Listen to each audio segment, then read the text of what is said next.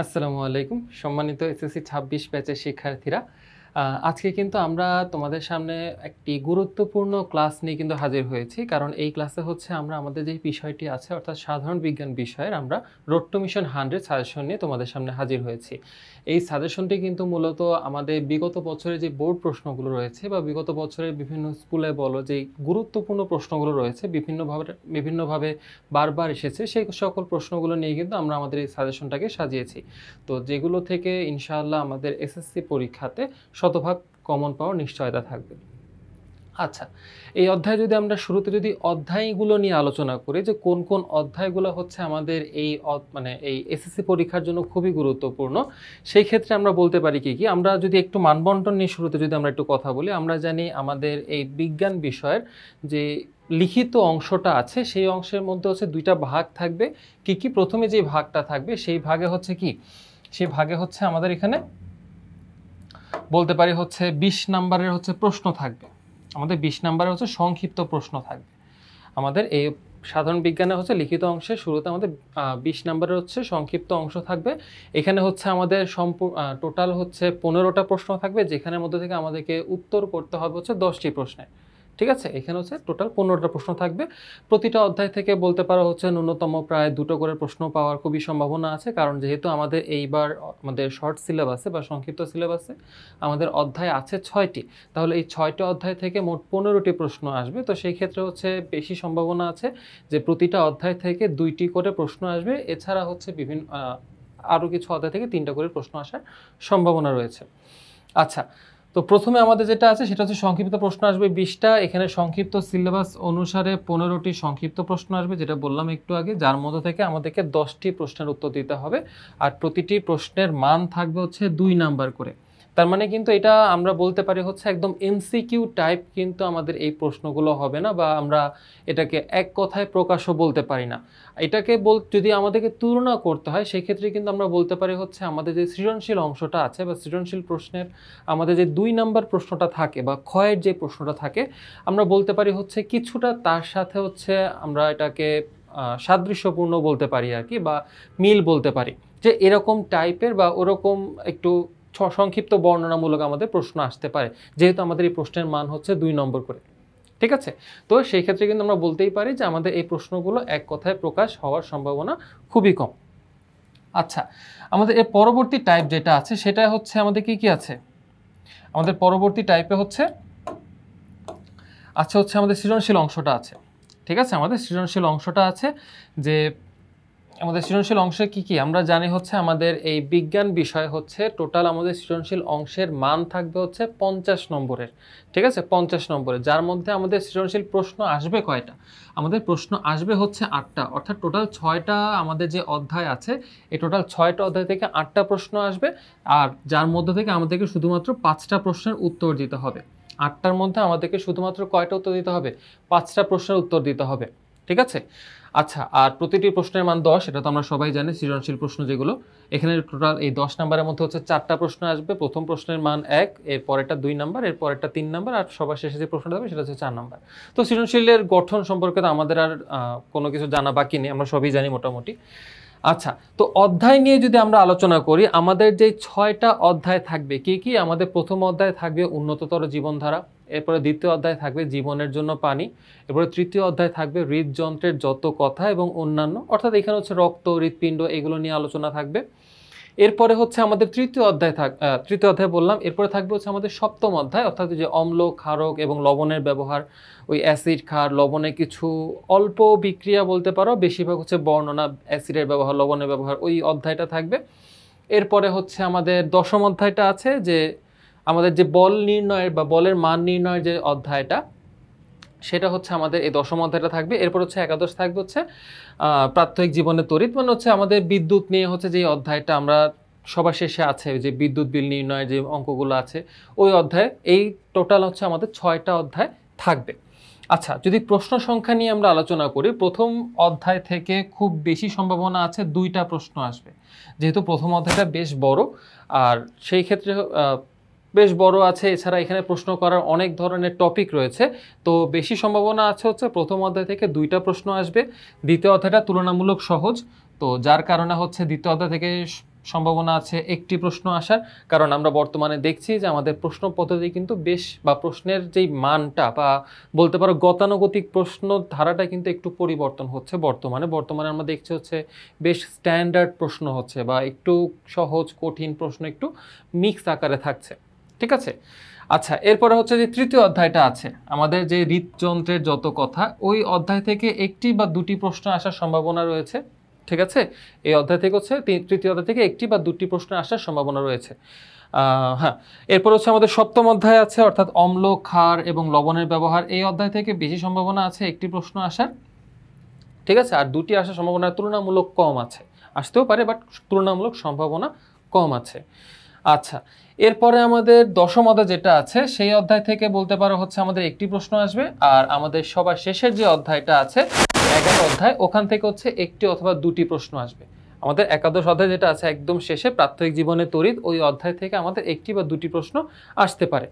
তো সেই ক্ষেত্রে কি আমাদের টোটাল হচ্ছে মূলত প্রথম অধ্যায় থেকে দুইটা আসবে, ভালো কথা, হয় তৃতীয় অধ্যায় থেকে দুইটা আসবে, না হলে 11 অধ্যায় বা একাদশ অধ্যায় থেকে দুটো আসার সম্ভাবনা রয়েছে। ঠিক আছে, তো এই জন্য হচ্ছে এখানে অথবা দেওয়া আছে, কারণ হয় তৃতীয় না হলে একাদশ, এই দুইটার যে কোনো অধ্যায় থেকে হচ্ছে দুইটা প্রশ্ন আসার খুব বেশি সম্ভাবনা রয়েছে।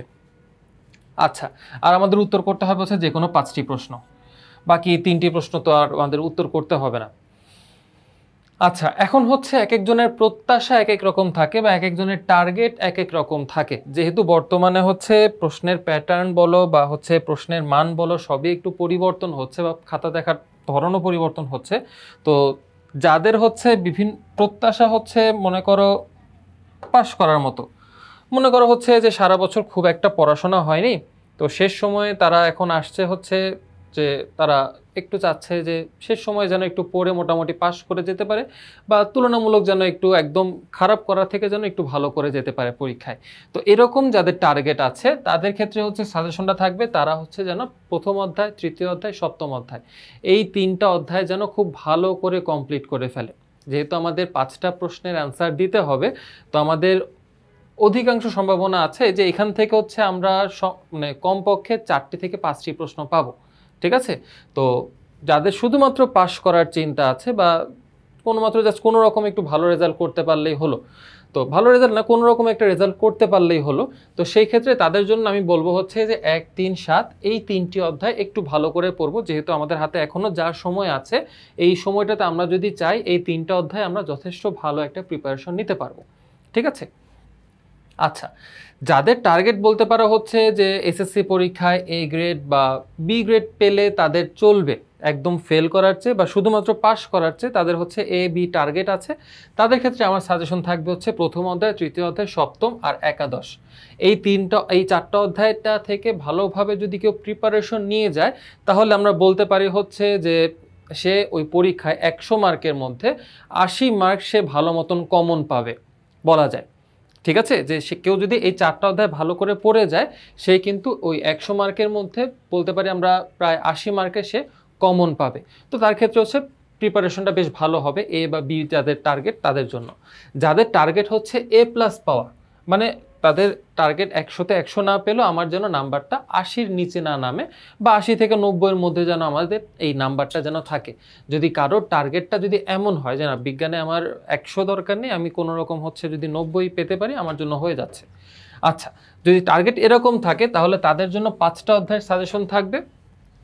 কি কি আমাদের সাজেশনগুলো থাকবে হচ্ছে, সে যেন প্রথম অধ্যায়টা তো অবশ্যই ভালো করে পড়বে, এরপরে তৃতীয় অধ্যায়, সপ্তম অধ্যায়, আর হচ্ছে কি 10 অধ্যায় এবং হচ্ছে 11 অধ্যায়, এই 5টা অধ্যায় যেন সে ভালো করে পড়ে। এই 5টা অধ্যায় পড়লে সে কিন্তু হতে পারে হচ্ছে তার সম্পূর্ণ কমন পড়তে পারে, বা তার বড়জোর হচ্ছে সে এখান থেকে 90 কমন পাবে, একদম শিওর।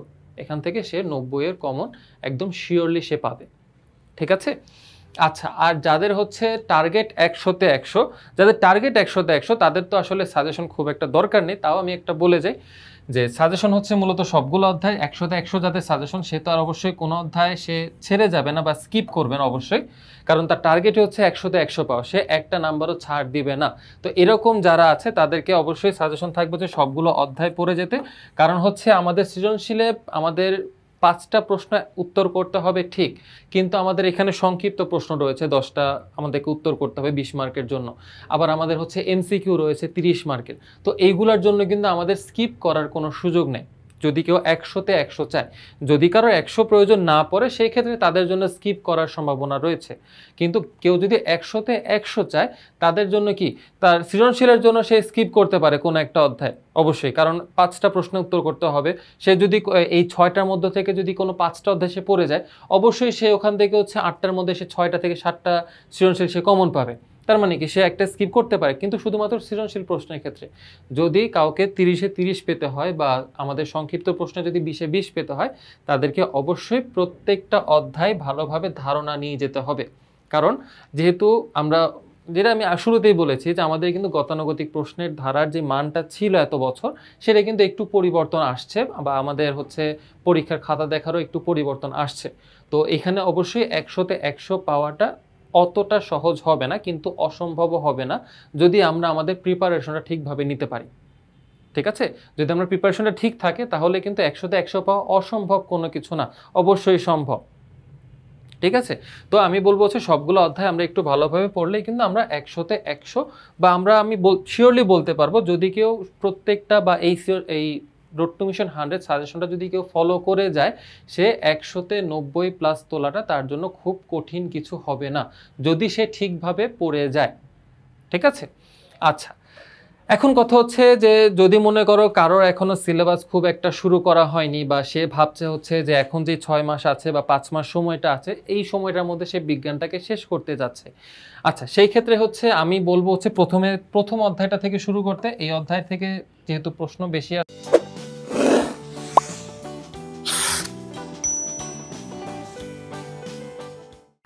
খুব বেশি সম্ভাবনা আছে, তো আমি বলবো প্রথম অধ্যায়টা আগে সে পড়বে। প্রথম অধ্যায়টা খুব বেশি কঠিন না, আর এটা হচ্ছে খুব বেশি সহজ বলতে জাস্ট একটু মনে রাখার অধ্যায়টা, কারণ উন্নততর জীবনধারা এই অধ্যায় মূলত যে সকল টপিকগুলো আছে, এখানে গণিত বা ম্যাথ বলতে পারো হচ্ছে একটা টাইপ আছে, সেটা আমরা সাজেশনে অবশ্যই দেখব। বাট এখান থেকে ম্যাথ আসার মতন একটা টাইপ আছে, বাকি যেই টাইপগুলো আছে এগুলো কিন্তু সব তথ্য নির্ভর। তো আমরা যত বেশি তথ্য আমরা পরীক্ষার খাতায় লিখতে পারবো, তত আমরা নাম্বার পাওয়ার সম্ভাবনা থাকবে। ঠিক আছে, তৃতীয় অধ্যায়টা হচ্ছে সম্পূর্ণ বলতে পারো হচ্ছে জীববিজ্ঞান টাইপের অধ্যায়। কেন? কারণ এই অধ্যায় হচ্ছে আমরা রক্ত, হৃৎপিণ্ডের গঠন, রক্তের কাজ, এই বিষয়গুলো নিয়ে হচ্ছে এই অধ্যায়টা আলোচনা করা হয়েছে। তার মানে আমরা বলতে পারি কি, এটা হচ্ছে মূলত হচ্ছে আমাদের শরীর বা শরীরবৃত্তীয় যে সকল রক্ত সংবহন তন্ত্র আছে, ওগুলো নিয়ে আলোচনা করা আছে। তো এই অধ্যায়ে হচ্ছে আমাদের কোনো ম্যাথমেটিক্যাল কোনো অংশ নেই, এই অধ্যায়টা সম্পূর্ণই আমাদের তথ্যবহুল অংশ। তো এই অধ্যায়টা থেকে যদি কেউ অ্যান্সার করতে চায়, অবশ্যই তাকে একটু তথ্যগুলো মনে রাখতে হবে, যে রক্তের কাজ কি, রক্তরসের কাজ কি, বা হচ্ছে রক্তের যে কণিকাগুলো কাজ কি, এই বিষয়গুলো হচ্ছে মনে রাখতে হবে। পাশাপাশি হৃৎপিণ্ডের কাজ আছে, ওগুলো মনে রাখতে হবে, তাহলে কিন্তু এই অধ্যায়ে একটা ভালো প্রিপারেশন চলে আসবে। এরপর আছে হচ্ছে সপ্তম অধ্যায়। এই অধ্যায়টা মাঝখানে রাখার কারণ হচ্ছে যে এই অধ্যায়টা একটু ব্যতিক্রম টাইপের, কারণ হচ্ছে প্রথম দিকের অধ্যায়টা বলতে পারো হচ্ছে একটু জীববিজ্ঞান টাইপের, পরের দিকের অধ্যায়গুলো আবার একটু ফিজিক্স টাইপের বলতে পারো কিছুটা। আর মাঝখানে সপ্তম অধ্যায়টা রাখার কারণ হচ্ছে একটু যেন আমাদের পড়াশোনায় ভ্যারিয়েশন আসে, কারণ সবসময় আমি যদি বায়োলজি টাইপের বা জীববিজ্ঞান টাইপের বা হচ্ছে তথ্য টাইপের যদি পড়াশোনা করি, তখন আমাদের একঘেয়েমি চলে আসতে পারে। তো এরপরে আমরা চাইবো হচ্ছে একটু যেন আমরা একটু ভিন্ন ধাঁচের পড়তে পারি, তো এই জন্য হচ্ছে সপ্তম অধ্যায়টা মাঝখানে রাখা। এই অধ্যায়টা মূলত হচ্ছে আমাদের রসায়ন টাইপের অধ্যায়, কারণ এই অধ্যায় কি কি পড়ার আছে, মূলত অ্যাসিড কাকে বলে, ক্ষার কাকে বলে, লবণ কাকে বলে, এগুলো গঠন কেমন, বৈশিষ্ট্য কেমন, এগুলোর ব্যবহার কি, এই বিষয়গুলো নিয়ে হচ্ছে এখানে আলোচনা করা আছে। পাশাপাশি পাকস্থলীর হচ্ছে কিছু বিক্রিয়া দেওয়া আছে, যে আমরা অ্যান্টাসিড খেলে কীরকম বিক্রিয়া হয়, এই টপিকগুলো নিয়ে হচ্ছে টুকটাক আলোচনা করা আছে। ঠিক আছে, তো অনেকেই মনে করে সপ্তম অধ্যায়টা খুব বেশি কঠিন অধ্যায়, কিন্তু আমি বলবো এটা খুব বেশি কঠিন না। তুমি যদি একটু তথ্যগুলো দিতে পারো, যে আমাদের অ্যাসিডের ব্যবহারগুলো কী কী, ক্ষারের ব্যবহারগুলো কী কী, যদি ব্যবহারের তথ্যগুলো যদি তুমি একটু কষ্ট করে মনে রাখতে পারো, তাহলে কিন্তু এই অধ্যায়ে কিন্তু আর তেমন কিছু নেই। আর এই অধ্যায়টা অনেকে বলে হচ্ছে খুব বেশি বিক্রিয়া আছে, তবে আমাদের পরীক্ষায় এই অধ্যায় থেকে খুব বেশি বিক্রিয়া কিন্তু আসে না। কিছু বেসিক বিক্রিয়া, যেমন হচ্ছে প্রশমন বিক্রিয়াগুলো যদি আমরা একটু জানি, বা আমাদের যদি একটু ধারণা থাকে, আমরা কিন্তু এই অধ্যায় থেকে খুব সহজে আমরা উত্তর করতে পারবো। আচ্ছা, এই গেল শুরুতে গেল হচ্ছে আমাদের মোটামুটি তথ্য নির্ভর অধ্যায়গুলো। এরপরে হচ্ছে আমাদের একাদশ অধ্যায় আছে, অর্থাৎ হচ্ছে প্রাত্যহিক জীবনে তড়িৎ। এই অধ্যায়টা হচ্ছে মূলত বলতে পারো এই অধ্যায় থেকে হচ্ছে গণিত বা গাণিতিক সমস্যা আসার সম্ভাবনা খুব বেশি থাকে।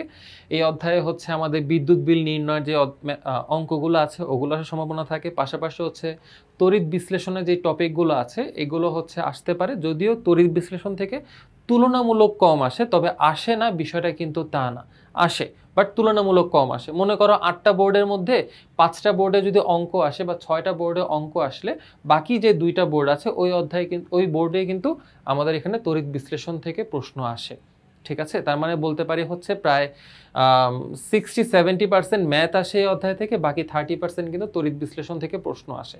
আবার এমনও সৃজনশীল গেছে যে যেই সৃজনশীলে হচ্ছে একটা প্রশ্ন হচ্ছে গাণিতিক সমস্যা থাকে আর একটা প্রশ্ন হচ্ছে কি থাকে, তড়িৎ বিশ্লেষণ থাকে। ঠিক আছে, আচ্ছা এরপরে আমাদের যে অধ্যায়টা আছে হচ্ছে দশম অধ্যায়। এই অধ্যায় হচ্ছে আমাদের বল নির্ণয়ের বিভিন্ন যে সূত্রগুলো আছে, F=ma বা ত্বরণ নির্ণয় সূত্রগুলো আছে, A=v-u/t। তো এরকম সূত্রগুলো নিচে টুকটাক ছোটোখাটো কিছু অঙ্ক আসে। এরপর হচ্ছে জড়তা বা ঘর্ষণ বল, এই টপিকগুলো থেকে হচ্ছে কিছু প্রশ্ন আসে। ঠিক আছে, এই অধ্যায়টা কিন্তু আমি বলতে পারি হচ্ছে তোমাদের এই বিজ্ঞানের মধ্যে অন্যতম একটা সহজ অধ্যায়। তো শেষের দিকে আমি বলবো হচ্ছে এই অধ্যায়গুলো একটু রাখো, সহজ অধ্যায়গুলো, কারণ হচ্ছে এই সময় তোমাদের আরও অনেক বিভিন্ন বিষয়গুলো আছে, তো তখন ওই বিষয়ে আবার একটু ফোকাস করা লাগে। ঠিক আছে, তো তখন দেখা যাচ্ছে খুব বেশি প্রেশার পড়ে যাবে পরীক্ষার আগে আগে। তো এই জন্য আমি চাচ্ছি যে পরীক্ষার আগে আগে যেন তোমার এই বিজ্ঞানে যেন একটু প্রেশারটা কম পড়ে। এই জন্য শেষের দিকে আমি একটু তুলনামূলক সহজগুলো রেখেছি, যাতে করে তোমার এই বিজ্ঞানে যেন সময়টা দিতে পারো, পাশাপাশি অন্যগুলোতে যেন একটু ভালো সময় দিতে পারো। ঠিক আছে, আর আমাদের সর্বশেষ যে অধ্যায়টা আছে, দ্বিতীয় অধ্যায়, এই অধ্যায়টা আছে। এই অধ্যায়টা বলতে পারো হচ্ছে আমরা ছোটবেলা থেকে এই অধ্যায়টা পড়ে আসছি। এই অধ্যায়টা কি মূলত, এই অধ্যায়টা হচ্ছে পানির যে ব্যবহারগুলো আছে বা পানি কিভাবে দূষিত হয়, পানি দূষণ আমরা কিভাবে রোধ করতে পারি, এই বিষয়গুলো আছে মেইনলি। এরপরে হচ্ছে পানি বিশুদ্ধকরণের কিছু প্রক্রিয়াগুলো আছে। ঠিক আছে, আর হচ্ছে পানির কিছু বৈশিষ্ট্য দেওয়া আছে। এই বিষয়গুলো নিয়ে হচ্ছে দ্বিতীয় অধ্যায়টা আমাদের এখানে সাজানো আছে। তো দ্বিতীয় অধ্যায়টা বলতে পারো হচ্ছে আমাদের এই বিজ্ঞান বইয়ের মধ্যে বা আমাদের বিজ্ঞান বই বলো বা সংক্ষিপ্ত সিলেবাস বলো, দুইটার ক্ষেত্রে হচ্ছে এই আমাদের এখানে সব থেকে সহজ দুইটা অধ্যায় হচ্ছে দ্বিতীয় অধ্যায় আর হচ্ছে দশম অধ্যায়। তো এই দুইটা অধ্যায় আমি বলবো কেউ স্কিপ করার প্রয়োজন নেই, কারণ এটা খুবই সহজ একটা অধ্যায়।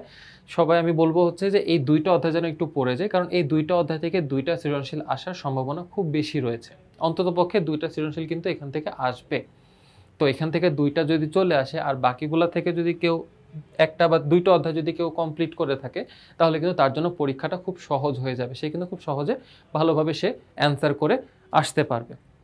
ঠিক আছে, এই ছিল হচ্ছে মোটামুটি আমাদের অধ্যায় ভিত্তিক আলোচনা বা হচ্ছে অধ্যায় ভিত্তিক সৃজনশীল প্রশ্নের জন্য আলোচনা। এরপরে আমাদের যদি পরের যে অংশটা আছে সেটা হচ্ছে আমাদের বহু নির্বাচনী অংশ। আমরা জানি আমাদের হচ্ছে এই বিজ্ঞান বিষয় হচ্ছে বহু নির্বাচনী প্রশ্ন আসবে। কয়টা প্রশ্ন আসবে? 30টা প্রশ্ন আসবে। এখানে কিন্তু আমাদের সৃজনশীল প্রশ্নের মতন কোনো চয়েস থাকবে না। সৃজনশীলের ক্ষেত্রে যেমন আমরা 8টা থেকে 5টা দিতে পেরেছি, বাট বিজ্ঞানে কিন্তু আমাদের এমন কোনো সম্ভাবনা নেই বা এমন কোনো সুযোগ নেই যে আমাদের ওখানে 30টা প্রশ্ন আসবে বা 40টা আসবে, যেখান থেকে 30টা দিব, বা 30টা আসলে 20টা দিব, এরকম কোনো কিন্তু আমাদের সুযোগ নেই। তার মানে 30টা প্রশ্ন আসবে, 30টাই আমাদেরকে দিতে হবে। কেউ যদি 30টা না পারে সেক্ষেত্রে তাকে অ্যান্সার না করে আসতে হবে, তাই না? সেক্ষেত্রে কিন্তু তার নাম্বারটা কমে যাবে। আর স্পেশালি যাদের টার্গেট 100তে 100 বলো, তাদের ক্ষেত্রে আমি বলবো হচ্ছে প্রত্যেকটা অধ্যায় ইম্পর্টেন্ট, কারণ হচ্ছে এই 30টা নাম্বারের জন্য। ঠিক আছে, এই 30টা নাম্বারের জন্য কিন্তু প্রত্যেকটা অধ্যায় কিন্তু ইম্পর্টেন্ট। ঠিক আছে, তো এখানে 30টা বহু নির্বাচনী প্রশ্ন থাকবে, প্রত্যেকটা অধ্যায় থেকে তো অবশ্যই আসবে। প্রত্যেকটা অধ্যায় থেকে 3টা বা 3টার অধিক প্রশ্ন আসবে। মানে বলতে পারো প্রত্যেকটা অধ্যায়, যেহেতু আমাদের 6টা অধ্যায় আছে, 4টা করে যদি প্রশ্ন আসেও প্রত্যেকটা অধ্যায় থেকে, তাও 24টা প্রশ্ন আসবে, আরও 6টা বাকি থাকবে।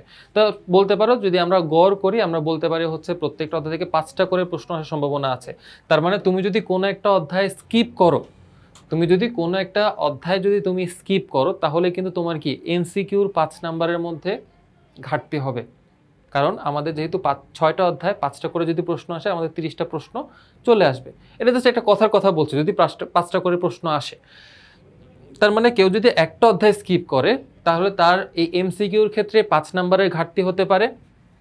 আবার সংক্ষিপ্ত প্রশ্ন আমি বলেছিলাম হচ্ছে যেহেতু আমাদের 15টা প্রশ্ন আসবে, প্রতিটা অধ্যায় থেকে 2টা করে প্রশ্ন আসার সম্ভাবনা আছে। আর ওই দুইটা অধ্যায়ের ক্ষেত্রে দুইটা যদি প্রশ্ন আসে তাহলে ওইখানে 2 দুগুণে 4 4 নাম্বার থাকবে, তাই না? সংক্ষিপ্ত প্রশ্ন যেহেতু 2 নাম্বার করে, তার মানে 5 আর 4 যদি আমি যোগ করি তাহলে আমাদের আসে কত? আমাদের আসে হচ্ছে 9। তার মানে আমি বলতে পারি কি, কেউ যদি একটা অধ্যায় স্কিপ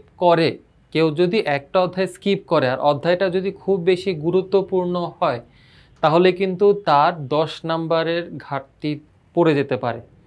ঠিক আছে, 10 নাম্বারের কিন্তু একটা তার সমস্যা দেখা দেবে পরীক্ষার হলে। সেই 10 নাম্বার অ্যান্সার করতে তার জন্য অনেক কষ্ট করতে হবে।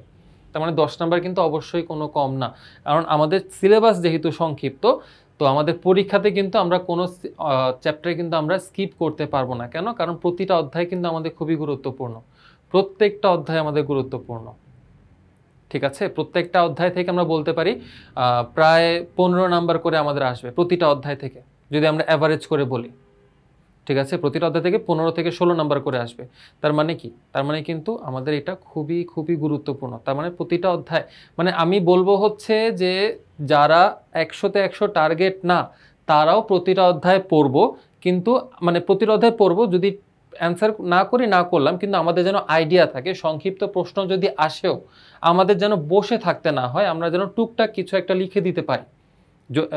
অবশ্যই আমরা অপ্রাসঙ্গিক কিছু লিখবো না, প্রাসঙ্গিক আমরা যেন অল্প কিছু হলেও যেন লিখে দিয়ে আসতে পারি। কারণ আমরা দেখেছি কি, আমরা কিন্তু অলরেডি আমরা আমাদের এই বছর যতগুলো পরীক্ষা গিয়েছে, যে এসএসসি বলো এইচএসসি বলো, সবগুলোতেই কিন্তু কোনো গ্রেস মার্কিং কিন্তু করা হয়নি। বা এমন না যে তুমি একটা প্রশ্নের উত্তর যা ইচ্ছে তা লিখে দিয়ে আসছো, তোমাকে 2-এর মধ্যে 1 দিয়ে দিবে, এরকম কাজটা কিন্তু এই বছর করা হয়নি। ঠিক আছে, আর তোমরা যেহেতু আগামী বছর পরীক্ষা দিবে, তার মানে এই রিস্ক নিয়ে যেতে পারবে না যে আগামী বছর থেকে আবার আগের নিয়ম হয়ে যাবে। এমনও হতে পারে যে এখন থেকে সামনের বছরগুলোতে এই নিয়মই চলবে। তো যদি এই নিয়ম চলে, অবশ্যই আমি বলবো হচ্ছে প্রত্যেকটা অধ্যায়ে যেন একটা তোমার আইডিয়া থাকে, একটা বেসিক আইডিয়া থাকে, যে একটা যদি প্রশ্ন আসে তুমি যেন এটা একটু ভেবে যেন তুমি অ্যান্সার করতে পারো। ঠিক আছে, তো এই হচ্ছে আমাদের অধ্যায় ভিত্তিক আলোচনা।